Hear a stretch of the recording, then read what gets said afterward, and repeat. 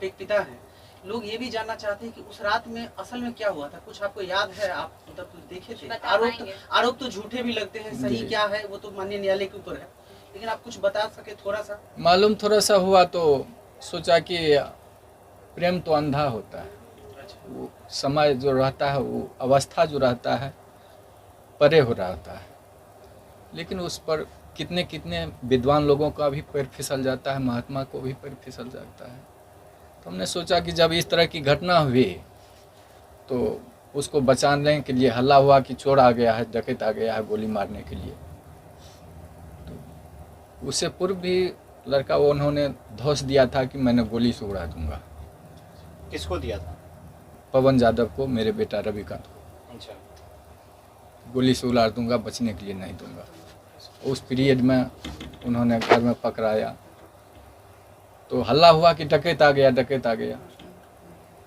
डकैत के दरमियान में पहचाने उसको तो कहा देखे मेरा जात भाई है, बच्चा है, पैर फिसल गया। उसको बचाने के ख्याल से मैंने घर में बंद किया, और उस दरमियान में कैसे उसका मौत हो गया हम लोगों को जांच का विषय, मतलब आपको इसके बारे में इसके बारे में विशेष कुछ जानकारी कुछ नहीं।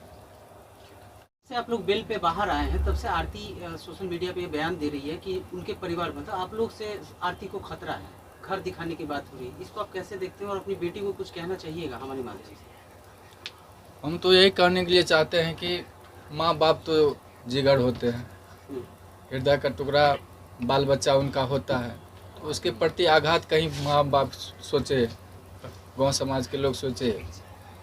इसलिए अगर आरती चाहती है, साल भर तो जेल में सजा ही दी, अब ज़मीन जायदाद तो बेच करके थोड़ा बहुत बेल करवाए, अब चाहती है कि गांव समाज को छोड़ करके कहीं चले जाए, तो मैं जाने के लिए तैयार हूँ। बेटी जहाँ कहीं भी रहे वो खुश हो बन के रहे।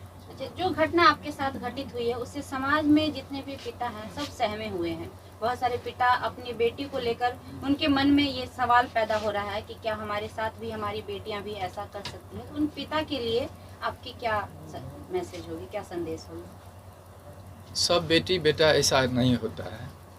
हम भगवान से प्रार्थना करते हैं वह सद्बुद्धि दे और सतरास्ता पर वह बेटा बेटी चले, और जो बिगड़ने के लायक होती है वह बेटी को भी मैं प्रार्थना कर रहा हूँ गुरु महाराज से, भगवान से, कि वह दूसरे के बहकावा में नहीं आकर करके अपना जो कर्तव्य है, अभी भी शादी की है, अभी भी हक निभा कर करके दोनों घर को आबाद करके चले। इसी में मैं भगवान से प्रार्थना करता हूँ। ठीक भी कोई माँ बाप अपने औलाद के बारे में गलत नहीं सोच सकता है, उसके जान माल या किसी भी चीज़ के बारे में। उन्होंने तो खुलेआम अब शादी कर लिया है तो दामाद वही है, उसको जो है सो उन्होंने कहा कि बच्चे को तो आशीर्वाद दिया है दिल की, बेटा तुम जहाँ हो खुश रहो। तो इसमें कहीं इस तरह की बात नहीं है, मडगढ़ंत बात है, फिर से नई कहानी बनाने की जो है सो एक कयावत है, तो उसमें बहुत ज़्यादा चीज़ नहीं कहेंगे। अब सवाल ये है कि अभी बेल हुआ है, इन लोगों का एक ही रिक्वेस्ट है कि मीडिया बहुत लोग कॉल करते हैं, यही आप लोगों के माध्यम से ये बताए कि मीडिया वगैरह इनके घर पर नहीं जाए, क्योंकि अच्छी बात नहीं है, ये बहुत मानसिक रूप से अभी शांत नहीं है। तो आप लोगों से यही आग्रह इन्होंने किया है। सर, दर्शकों की ये राय बन रही है कहीं ना कहीं कि छोटू की जो मौत हुई तो ये संशय का विषय है, ये तो जांच के बाद माननीय न्यायालय का फैसला आएगा, उसके बाद क्लियर होगा ना? वो तो बाद का चीज़ है। अभी बेल में प्रथम दृष्टया जो माननीय न्यायालय को लगा, उस न्यायालय के आदेश के अनुसार, निर्देशानुसार इन लोगों को छोड़ा गया है। लेकिन जो केस का जो फैक्ट और सरकमस्टांसेस पर जब चलेंगे तो उसमें बहुत सारी चीज़ें हैं जो ट्रायल में बहस के दौरान होगा। लेकिन सामाजिक तौर पर कोर्ट की बात अलग है, सामाजिक तौर पर देखिए जो भी पिता और पुत्री के बीच में डायरेक्ट भी बात हो सकती है, लेकिन जो पिता ने आपको जन्म दिया, जिस माता ने अपने आंचल में आपको खिलाया, उससे आपको बात करने के लिए मीडिया का चीज़ का लेना रहा है, तो ये उचित नहीं दिखता है। घर की बातें हैं, यदि आपको कुछ शिकवा गिला भी है तो उसमें मीडिया में आ जाने से तो आपको कोई राहत ही नहीं मिल रहा है। तो उसको ये टीजिंग एक नेचर होता है, ये टेंडेंसी है कि इसको इतना टीज कर दो, इतना परेशान कर दो कि लोग परेशान करने का ही एक उद्देश्य है और कोई बात नहीं है। रही बात बेल का, देखिए ये बात मैं आप लोगों के सामने कह रहा हूँ, वकील होने के हैसियत से नहीं, एक मानव के नाते, एक जिम्मेदार नागरिक होने के भी नाते, कि वो बच्चे की जो मौत हुई है छोटू की, उसके प्रति और उसके परिवार वालों के प्रति हमारी भी गहरी संवेदना है। ऐसी बात नहीं कि बेल हो जाना ये, लेकिन अब सवाल ये है कि जिस तरीके से उस बच्चे की मौत हुई, परिस्थिति देखिए, वो गया घर में। हमारे कलेंट के बारे में आप जान लीजिए कि वो वारदात जो है, जो आप लोग जानना चाह रहे हैं, तो उसमें ये होता कि जब रात में 2 बजे में जाएगा तो हल्ला हुआ, चोर डके चोर चोर का हल्ला हुआ, पूरे ग्रामीण लोग दौड़े। ग्रामीण कल्चर में लाठी डंडा से लोग दौड़ते हैं, चोर को पकड़ते तो इनको लगा कि जा मेरे घर में किसी का हादसा हो जाएगा, मर जाएगा। वो बहुत बुद्धिमानी दिखाया। उन्होंने क्या किया, उसको रूम में ले जाके बंद कर दिया कि इसको कोई मारे नहीं। सुबह में पंचायती की भी बात आई कि पंचायती होगा तो गांव को ये करेंगे, हवाले करेंगे। तब तक लोगों से मौत से बचाने के लिए इनके परिवार के सभी लोगों ने उनको रूम में रखा सुरक्षित। और सुबह में पंचायती भी हुई और 164 के बयान में भी उसने लड़की यही कहा है कि एक आदमी का नाम कि दूध लेके गया, दवा लेके गया। तो यदि जान मारने का नियत रहेगा तो कोई दूध और दवा लेके जाएगा? वो इसलिए कि इसके साथ कोई अनहोनी नहीं हो जाए। लेकिन वो लड़का जो है सो या तो डर के कारण हादसा, देखिए जब इस तरह की परिस्थिति में बहुत लोग जानना चाह रहे हैं कि जब वो घर में किसी कोई पकड़ाएगा किसी दूसरे घर में, तो मानव का जो एक प्रवृत्ति है वो डरा, हदस गया, उस कारण से उसकी मौत हुई। या वो आत्महत्या भी कर सकता है बंद कमरे में।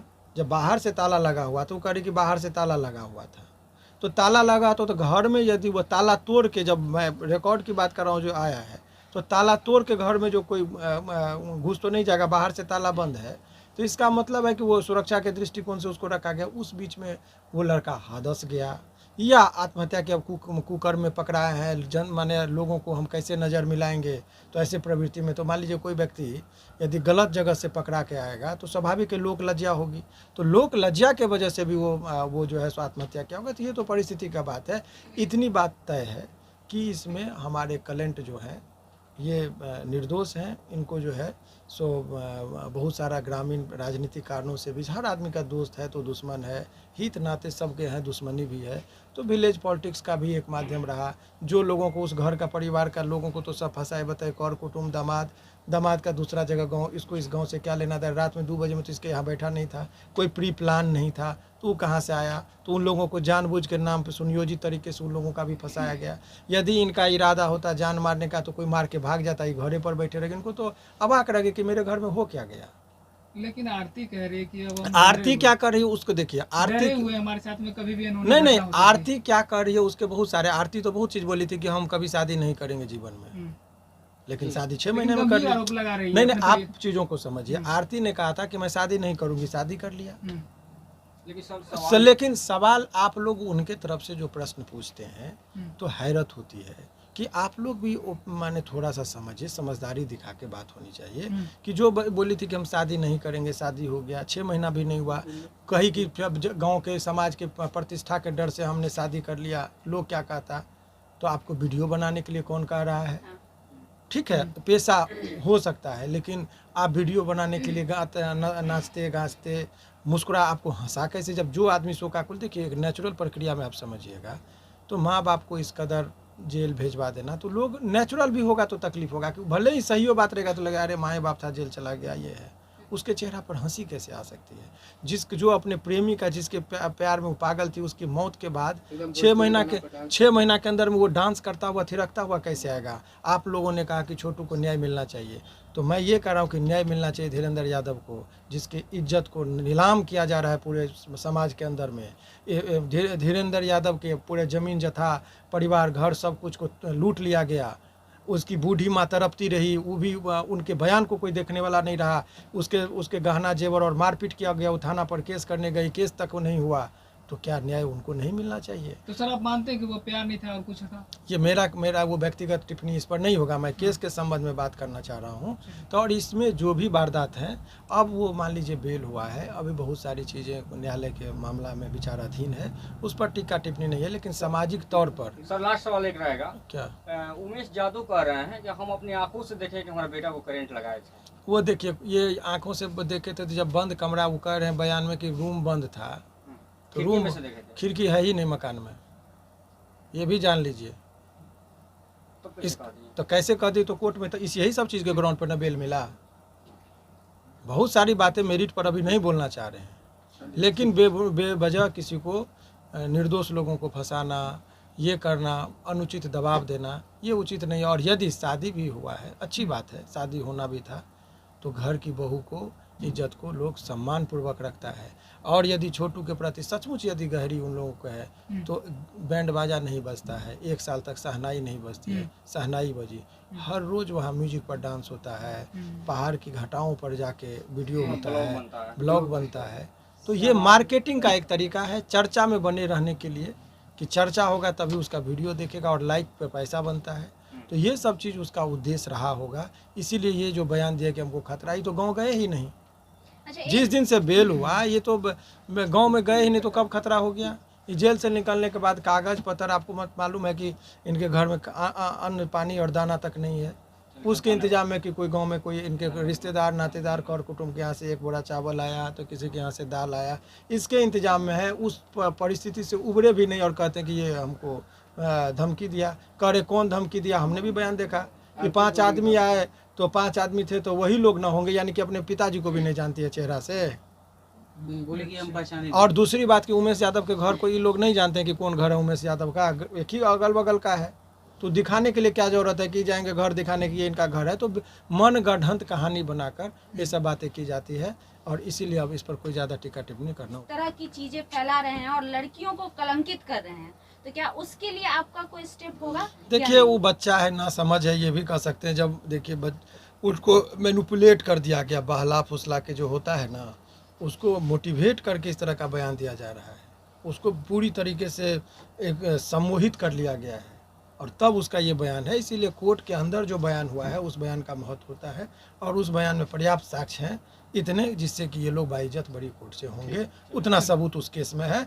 माननीय न्यायालय में जब ये बात को रखा जाएगा तो देखिएगा, दूध का दूध और पानी का पानी होगा, और ये लोग बेकसूर हैं, बेगुनाह हैं, ये साबित होगा और होकर रहेगा। बहुत बहुत